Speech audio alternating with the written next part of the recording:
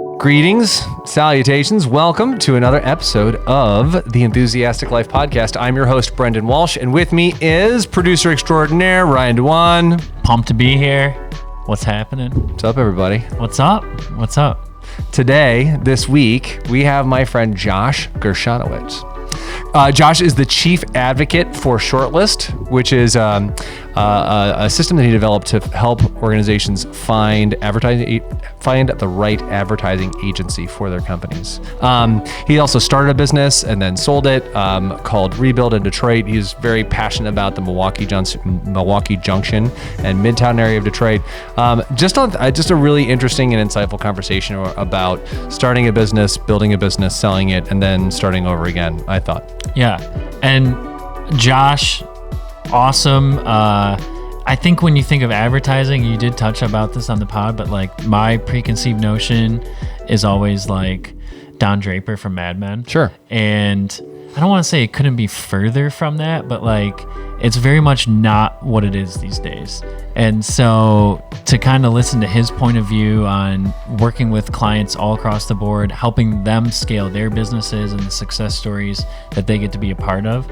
Also his take on the current state of the union of advertising. I won't give it away, but it was an answer that I did not see coming. And I'm like, I'll probably be thinking about it. You know, I won't sleep tonight. I'm going to be thinking about this. Yeah, it was really good. Maybe for the rest of the week. Yeah. He's a very thoughtful person and very, very smart, very good at what he does. Yes. So without further ado, please enjoy our conversation with Josh Gershonowicz. Josh Gershonowicz, welcome to the Enthusiastic Life Podcast. Brendan, thanks for having me. Really appreciate it. Do you mind introducing yourself for our audience? Yeah, Josh Gershonowicz. I'm just going to start with family because, family first. Why not? 2 kids, 7 and 5, almost 8 and 5. Live in Huntington Woods. Been in the ad agency business for almost 2 decades. Sold my company right at the end of 2024. Since then, been kind of going through a little bit of self-discovery, coaching, trying to figure out what's next. And throughout that process, started a new company called Shortlist, which I think we'll get into shortly. But interest are real estate and business in general. Nice. So I always like to start with our origin story. So do you recall how we met? No. I know we used to play squash together at the DAC, right? Yeah, I think that's it. I was racking my brain today trying to figure it out as well, but I'm pretty sure it was squash. Yeah, pretty sure it was squash. Yeah. And who won that match? Do we recall who won that match? I'm odds are good you did. Yeah, yeah. We'll have to go back and look. I mean, I think at this point you play at a higher level than I do, and I'm pretty sure. Yeah, I'm pretty sure you were victorious. Yeah. Well, it was all in good fun anyway. Yeah, exactly. Yeah. So you led with family. Tell me about the family. Yeah, been married almost 10 years, and it's great. I think more than anything, what kids teach you is like to be completely disciplined in what you're trying to do in life. Yeah. So when you go through these like different ups and downs emotionally in business, as you know, you kind of always have that centering. So it kind of keeps us motivated and keeps us grinding forward. And ultimately, where we want to be is to leave something for our kids for the next generation. So I think it's just the most beautiful thing that you can do is have a family. Nice. So they're almost 8 and 5. Mm-hmm. What are things you've learned about being a dad so far? It's there's definitely some challenging moments in there. So it's the chaos and dealing with the chaos, and then ultimately having a moment after they go to bed to like just kind of like have that recovery time, which is super important. But ultimately, I think it's really just the grind and how you kind of come through that and do the dad time and making sure you're checking all of the boxes because, I want to be involved with my family, of course. And you have to be committed and make the time to do that. Yeah. I that time after bedtime before you and your spouse, significant other go to sleep is so vastly underrated. Yeah. Right. Like, it's like that, just like, your quiet time back together as a partnership, right? Totally.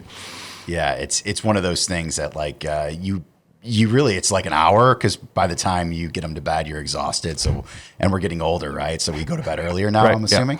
Yeah. But I mean, the most important thing is just like kind of getting that like time together and just starting to like have a little sense of normal communication. Yeah.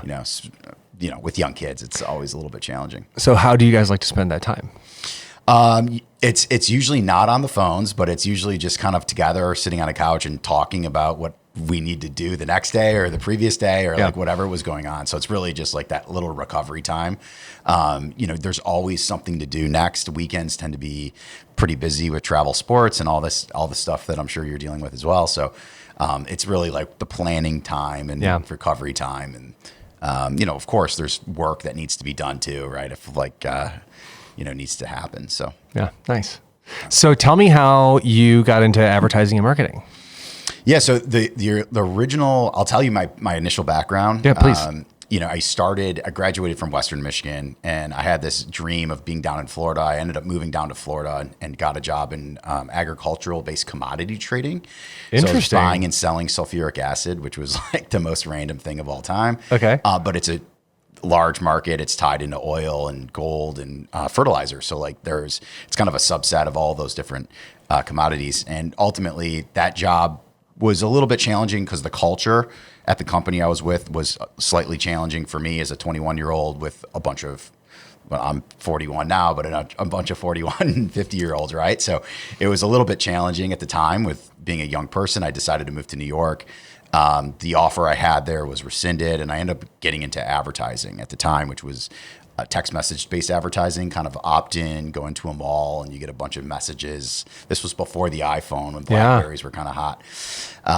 That was an interesting position, an interesting internship, really.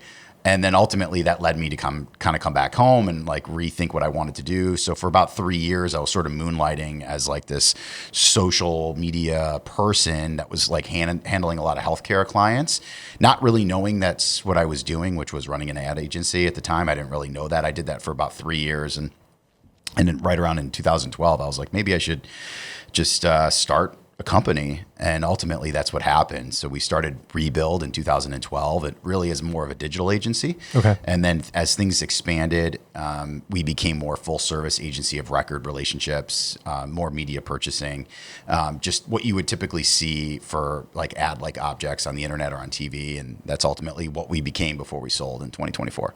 So tell me about that process of starting the business, right? I mean, it's a leap, right? Tell me about how you got from, being an employee to saying, no, I want to do this on my own, and then taking that leap to going out on your own. Yeah. I think for me at a very young age, I thought of, opportunities. And when I saw an opportunity, I tend to like go after the opportunity, because I was getting all of these small healthcare clients, dental offices, my dad being one of them, and other like veterinary clinics and optometry offices. I just was like, okay, maybe this is an opportunity for me to turn this into a business. I don't even know what I was thinking. I just did it. Yeah. And I think that was like sort of my mindset at the time. It kind of still is my mindset, but now we talked about kids. Like with kids, it's a little bit more challenging, right? You have to think through the risks that you're taking a little bit more, but ultimately, I think what happened for me was it was all opportunity driven. And I was just going to go after it and try to make something happen out of it. And where did the name Rebuild come from? So the concept with Rebuild at the time was that we're not trying to like redo or change the way you've done things in the past, but more just the mindset change. And so it was like a rebuilding of the mindset and what that could mean going forward. Okay. And what was it like in the early days? Yeah, I mean, looking back, it was really fun. Honestly, it was really fun. Yeah. The early days, there was like, I didn't really know what I was doing. I didn't know how to hire people. I didn't know how to fire people. I just sort of like did it. There was no like, buy the book. This is what you do. Right. Yeah. I think more than anything, it was just about, seeing opportunities, going after those opportunities, and a little bit of chasing squirrels because you're always looking for kind of like the next thing. But those early days were really just a lot of communication, a lot of fun, a lot of late nights. Those are the best. Yeah. Yeah. It's funny because I think back to when I got started in the business, like you just don't know any better. You just go, to your point, it's almost like shoot first, ask questions later of, all right, well, we're just going to go do this. Just going to do it. Yeah. Yeah. So tell me, 13 years in business, before you sell, what are some of the things that you learned along the way there that you couldn't have learned anywhere else? I think the first word that popped in my head when you asked that question is persistence, because the ad agency business can be very peaks and valleys, right? Like you're going to have some really big years and you're going to have years of recovery, and you have to sort of be persistent with where you're going and where you're trying to go over the next, 3 to 5 years. So you got to be persistent. You got to stay the course. You got to keep the grind happening because the business changes quickly and you have to sort of stay on top of it. So, tell me, do you have a specific story about that, like a success story where you applied persistence and saw it pay off for you? Yeah, I mean, I think that over the years, it was always how long sometimes relationships took to evolve into actually a transaction, right? Or a business. And a lot of times you build long-term relationships with people that become your friends, and you will eventually do business with them. But that persistence is important because ultimately you don't know how long it's going to take for maybe a seed that was planted 2 years ago to evolve into a potential agency of record relationship or a client or an introduction that leads to a potential client. So it's just always staying on top of it and just putting yourself out there. I mean, you can't be afraid to get rejected or not, get no, right? Hear no from somebody. I mean, it's going to happen, and just staying on top of it, staying persistent, and just being in front of everybody is the way to go. Yeah. And what were some of your favorite projects when you were at Rebuild? And are there any in particular that you're especially proud of working on? Yeah, I think, let's see, favorite projects. I mean, I loved anything with healthcare. I mean, for me, anything we did within healthcare and nonprofit sector was always really like a great highlight. And why is that? I just loved the way that we contributed to the growth of some of the nonprofits that we were working with, because what we did, ultimately impacted the bottom line of how much money they were able to raise, and how much they were able to kind of grow the campaign, which to us was kind of exciting. We didn't exclusively work with nonprofits or anything like that, but when we were working with healthcare nonprofits, it had kind of a special impact. And then we've had some great exits over the years. So we had some clients that have built up their companies from the work that we were doing, from advertising work, that ultimately led to them selling to private equity or getting acquired or merging. And anytime something like that happens, you kind of feel a little bit responsible for helping their success. Ultimately they're taking the risk in hiring you, and they're spending a lot of money to be able to do that in fees and advertising, but it does eventually lead to, an exit for them where they get, they get it back. Advertising works, right? So, so you get to see the direct impact of the work that you did. Absolutely. That's very cool. Yeah. One of the things that always jumped out to me in watching you and what you would share online and with Rebuild is your commitment to not only Detroit, but the Milwaukee Junction area of Detroit and Midtown in particular. And I think if memory serves me, are you still on the board of? Still on the board of Midtown, yeah. So tell me about Milwaukee Junction and where it fits in your life, your heart, and Midtown in particular. Yeah. So thanks for bringing that up. Because I love that neighborhood. It's so cool. Yeah. Yeah. And can you explain, so for folks who are not from Detroit, can you explain a little bit about Midtown and Milwaukee Junction? Yeah. So in Detroit, you have like the riverfront essentially, and that's kind of your South Detroit. There is no South Detroit, right? That's Windsor. But what you have is downtown and the riverfront. And then as you start to move north up Woodward, you go through a neighborhood with sub-neighborhoods, which is called Midtown.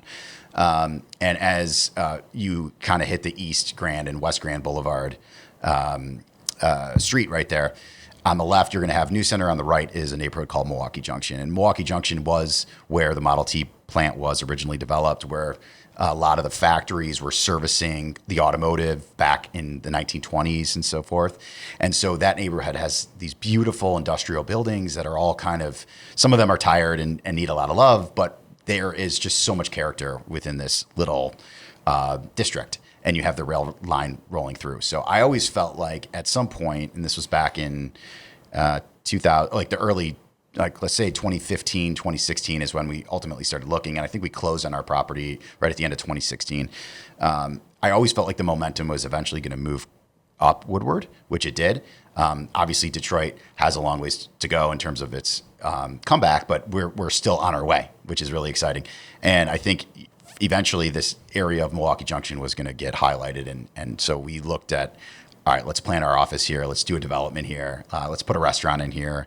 And then since then, it's just been trying to assemble certain pieces and really start to activate the neighborhood over the long term. And so tell me about what other exciting things are going on in Midtown now.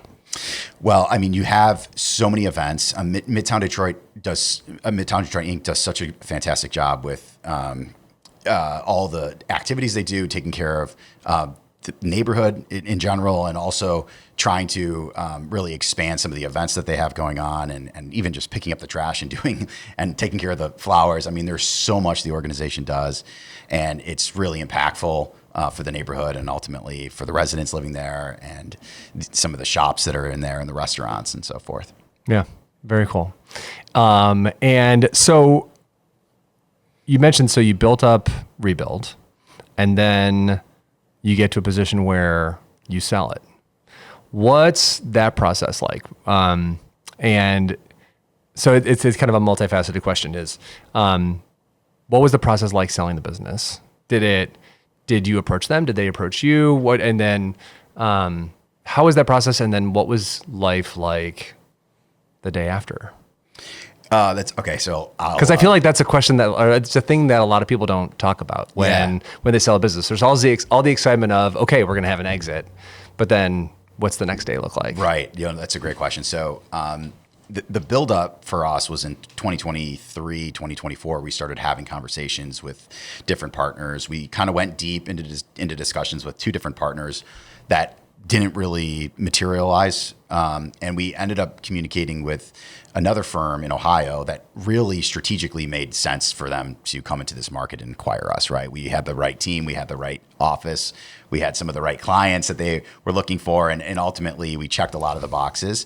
And so for us, on a strategic level, it just made complete sense for us to kind of merge in with them. We wanted to grow. We were looking at, do we acquire another company? Do we look at, do we merge with another company and then create some kind of a partnership agreement? So we literally were looking all over the place. And what we wanted to do more than anything was just get more scale. Because as you start to get more scale, we were getting really good at bats with really large clients, but we wanted to have more scale in order to get more at bats with larger clients and ultimately increase our average hit rate of how many clients we were winning. So ultimately, it made sense to do the deal. You kind of asked the question how that process went. It was sort of like a slow build of a conversation at first, and then eventually what happened was, once we agreed on the general framework, everything happened really quickly. I mean, the legal stuff was done in maybe 60 to 90 days. I can't remember. I mean, it was very quick on the legal side. Prior to that was probably what took more time, just to make sure that we were, the result that we ultimately wanted to come out of that was structured the right way. And I negotiated most of the stuff myself. And so it was just kind of the buildup of that process. And once the deal was done, there's a complete emotional drop off that happens. You're happy that the deal is done, but ultimately it's done. Right. So for me personally, I started the company, I've put a lot of energy and time into it. And how many employees did you have there? Yeah. By the time that all happened, there was it's like a year plus now. It's I can't even remember, but I want to say there was we had around a team of around 20, and I want to say there was around 13 or 14 people that rolled over. There is this emotional thing that happens because you go to sell the company, you go through this ride of building it up and having some great years and whatever, and then ultimately you lose that because your people that are there are now working for somebody else, and it's not your decision anymore, right? And so you have to sort of get yourself out of that, and that takes time, and it took me about a year to kind of really feel comfortable to all right, I'm no longer mentally, I'm okay, that's my baby, but my baby's grown up and it's moving on. So you just have to sort of get through that. Coaching helps, which is nice. So tell me about that year, because that's, that post-transaction moment is, I think, probably the least examined part for founders of companies. Yeah. Right. And I have to imagine there's ups and downs with that. And you mentioned coaching, right? I mean, I know we talked about this of what's the big question of what's next. Mm-hmm. How do you navigate that after having that success? I think for me, I knew right away that I wanted to go through a process. So I found a coach in LA actually that really brought me through a process. And I went out there, I met with him, and he was it was an emotional unwinding. And it was really quite a nice process to kind of go through. And what that led me to was another coach that I'm working with now. But, ultimately it was like kind of releasing of all the baggage, and then kind of moving to the next thing of like, all right, let's get motivated again. Let's go start building something new. Yeah. I also joined like a few different organizations and connected with other, exit founders, and really like what it was for me is they all had the same experience. So just being able to find the right people that you can talk to is super important, because you're kind of on an island. It's over. Yeah. I chose to maintain a contractual relationship and not be involved in the company so much anymore, right? So I kind of knew what was going on, but I wasn't exactly involved on a day-to-day level. So by being removed, you're sort of isolated, and you have to like create those connections. And I thrive off of, direct conversations or running into somebody, or, going to the coffee shop. It's hard to sit at home and like think about what you want to do. Yeah. So for me personally, I wanted to be out and about, and all that stuff really helps. Yeah. So, I mean, that sounds almost more like therapy than coaching, right? Like, yeah. I mean, in a way it kind of is. And I, I'm happy to talk to anybody that's listening about this. I mean, it's really just, I think it's important. I think you have to sort of go through it, and it is like business therapy, in a way. Yeah. I thought it was a great experience. I love that. Well, and especially I think, and vulnerability, particularly among men, is a tough conversation. Yeah. Right. And especially, and like unpacking the emotional side of something like your business, which is you mentioned, it's your baby, right? Like you have built something, you watched it grow up, and then you handed it off. And there's a lot of emotions with that. And so I applaud you for having that kind of conversation, because I think, there's still that like stoic, strong man thing out in the world where, Totally. Where guys don't want to talk about that. Yeah, no, I'm like totally open to sharing it, because honestly, like I know that there's a lot of guys and founders and women founders that are out there. I mean, it's literally, it's an important, I think, step. I think coaching is fantastic. And, just having somebody that you can go talk to and complain to, is pretty nice. Yeah. Yeah. And you make a good point, right? Like it's not just something that, men need. It's just all people sometimes just need that moment, men, women, whatever, just to be able to unload that to someone else who can have an unbiased, clear view of what's going on. Right. Yeah. So tell me about Shortlist.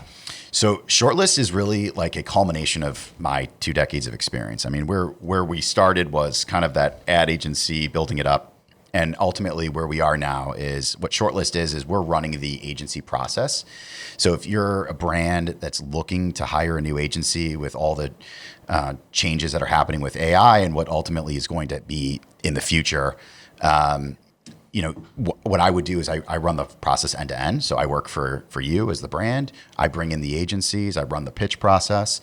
And from there, it's just a matter of helping to guide you to ultimately a selection that is a very important decision. What are people getting wrong in advertising now? I mean, advertising is a very different beast today than it was, everyone thinks of advertising and they think of Mad Men in the 50s and 60s, but obviously with everything digital, what's going on with modern day media and television and radio, right? Like, what are people getting wrong? And when let me start there.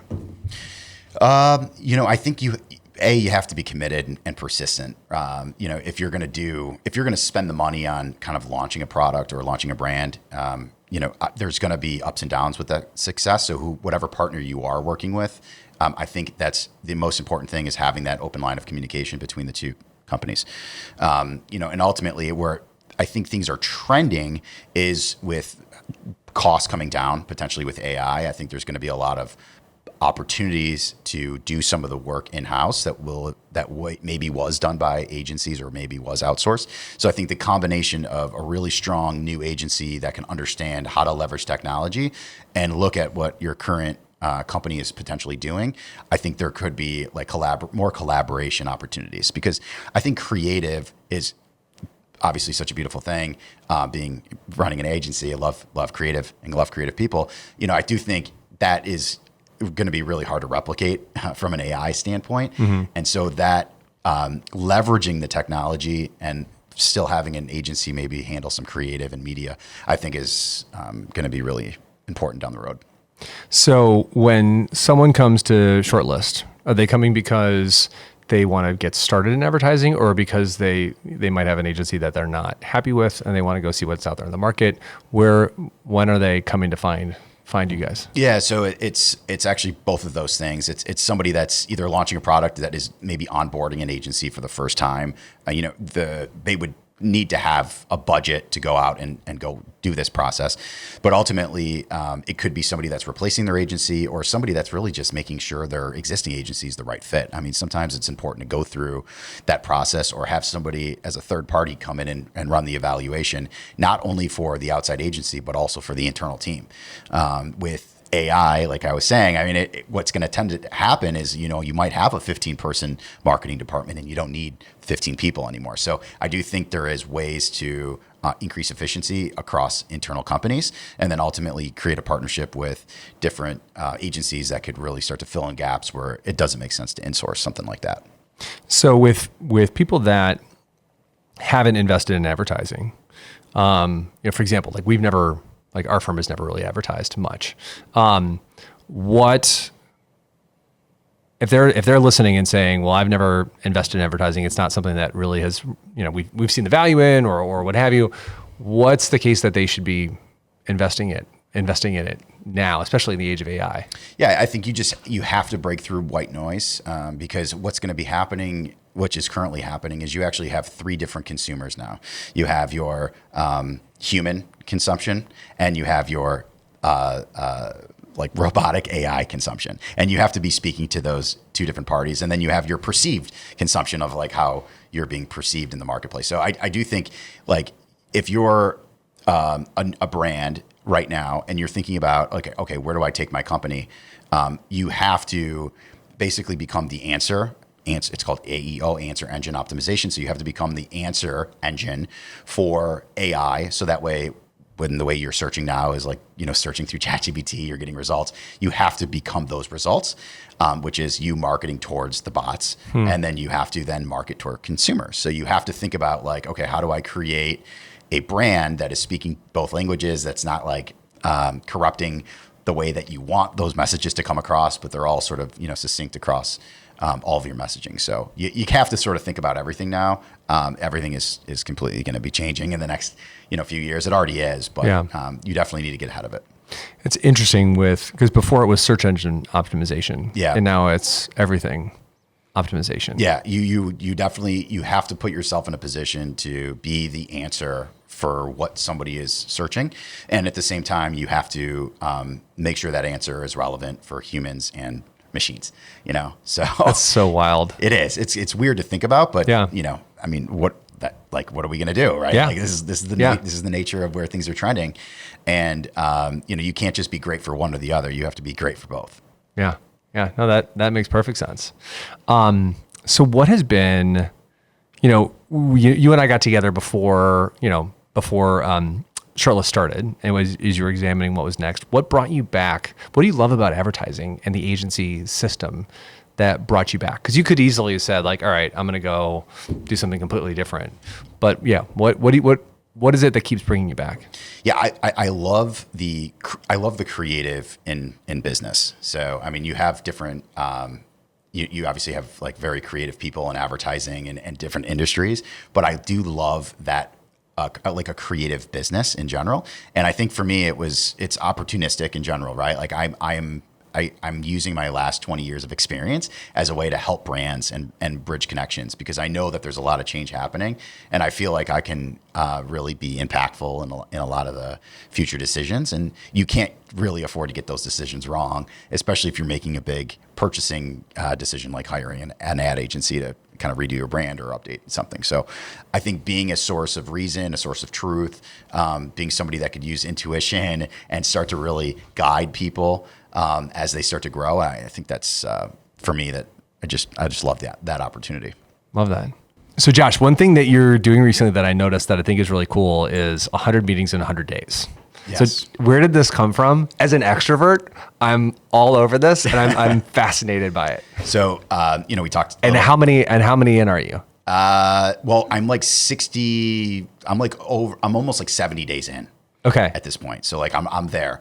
So the total number of meetings that I've had are, I couldn't even count, because sometimes there's like multiple meetings a day. Sometimes there's a meeting with like more than one person. And so like if I'm having a meeting with like 3 or 4 people and I'm like, we're like all networking or we're talking about something, like that to me counts as like 3 or 4, right? Okay. So I can't just count that as one. Okay. And then there's a lot of cancellations. So you're going to have some ups and downs, and you're going to have people canceling. But one of my coaches, and we talked about coaching earlier, he kind of like brought up this challenge to me. He's like, why don't we do 100 meetings in 100 days? Just start the process of getting out, talking to everybody, and just reintroducing yourself, and kind of getting out of like a non-existence, if you will, because it's been a while since I've been out. So it's just been a lot of fun. Some of the meetings have just been like really, really fun, really just straight like personal, like we're just catching up on things.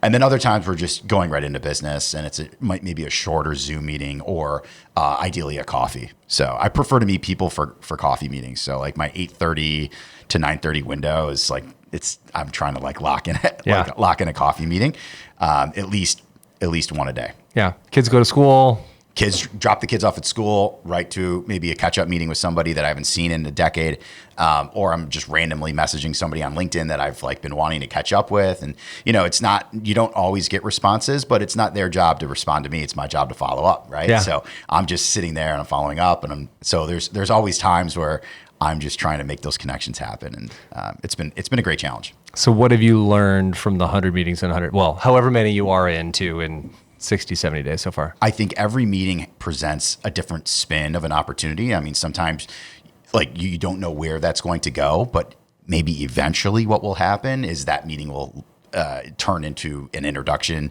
that they make. And then, maybe 1 or 2 introductions after that, that's the person that you ultimately want to get connected with, or maybe that's the person you end up doing business with. So I always kind of take every opportunity as like, all right, I don't know where this is going to go, but I know I want to catch up with this person. And so we just kind of like, carry it forward. Nice. I love it. So one of the last questions that I ask all my guests is this. So Josh, what is something that's bringing you joy right now? I mean, the first thing that popped in my head was family. Yeah. We started that way. I'll end that way.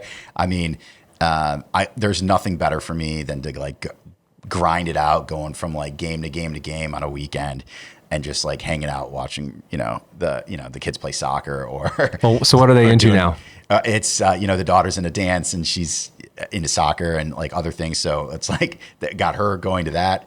My son is heavy into soccer, but he's also, doing the baseball thing with like some of the local buddies. So I think between the two, it's just, it's so much fun. Yeah. Yeah. So what do you find to be the most meaningful thing about being a dad right now?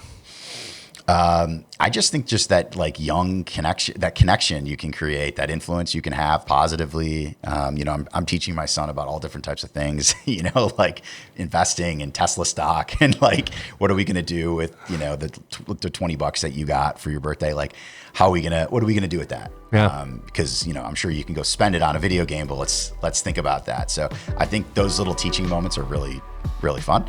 And I think over time, hopefully that like bears fruit, where he's ahead of the game, and as my daughter gets older, do the same for her as well. That's awesome. Having older kids myself, miss those the 8 and 5. Those are busy times, but man, they're fun. Yeah. When you still have like bedtime, right? Like our bedtime, they go upstairs and they that's don't want. it. Yeah, that's it. Yeah. See you, Dad. Peace out. Yeah. Yeah. Well, awesome. Well, Josh, thank you so much for being on the podcast. Thanks so much for being here, and just awesome conversation. Really appreciate it. Thanks for having me. Appreciate it. Thank you so much to Josh for joining us on this episode. Just really enjoyed that conversation, and hope you really got some informational and insightful things like we did. If you liked the episode, give us a like, a subscribe, a rating, give us a share. It all helps and goes a long way to spread the enthusiastic message around the world. And we're just so grateful that you're here, so grateful for our audience, so grateful for our listeners as we continue to grow and have fun and share joy, enthusiasm, positivity throughout the world. So thank you all. Thank you to Josh, and have a great day, evening, week, wherever you are.